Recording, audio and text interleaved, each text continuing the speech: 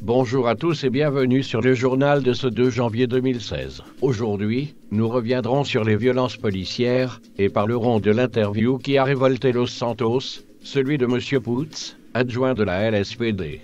Sur ces images, nous pouvons voir le quartier des Willbrooks à Jefferson, en pleine perquisition par la LSPD et le FBI le 26 décembre 2015.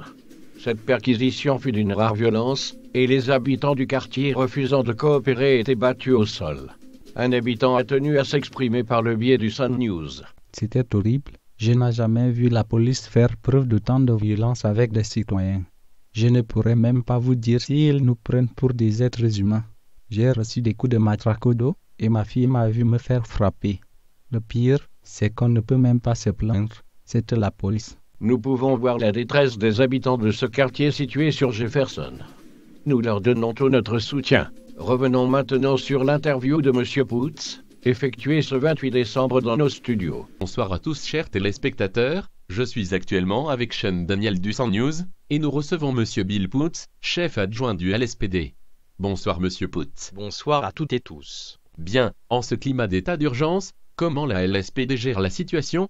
Pour l'instant, la LSPD s'occupe surtout de la sécurisation de lieux très habités. Oui mais Monsieur Putz, on entend souvent dire que la LSPD ne serait pas juste cantonnée à ce genre de tâches, et abuserait des pouvoirs octroyés par l'état d'urgence dans des quartiers sensibles afin de mener des perquisitions et fouilles abusives. Vous réfutez ? Oui, je réfute totalement ces accusations sans fondement. On parlerait même de violences policières.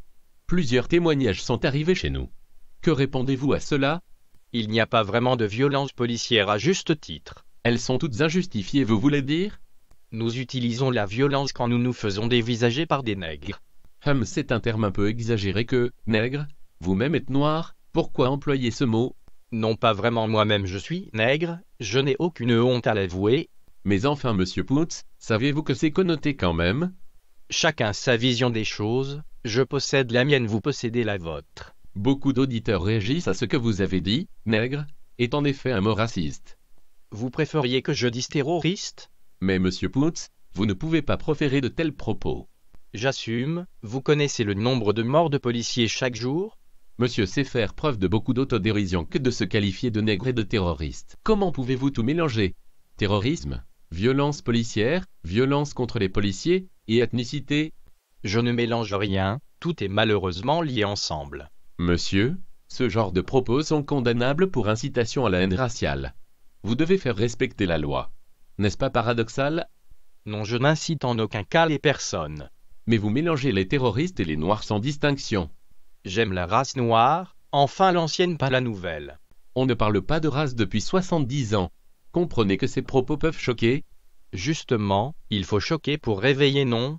Les gens sont conscients du danger terroriste, ils n'ont pas besoin de racisme. Non, je ne fais pas de racisme, voyons. Je suis noir, je pense pouvoir me juger moi-même. Vous ne vous jugez pas comme plus apte à être terroriste que quelqu'un de blanc ?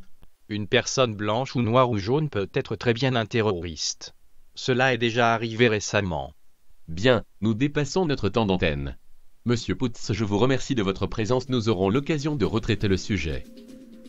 Le Sun News s'oppose catégoriquement aux propos de M. Putz et poursuit celui-ci pour les propos racistes proférés à l'antenne. C'est tout pour aujourd'hui. Merci d'avoir suivi notre journal. Bonne fin de journée.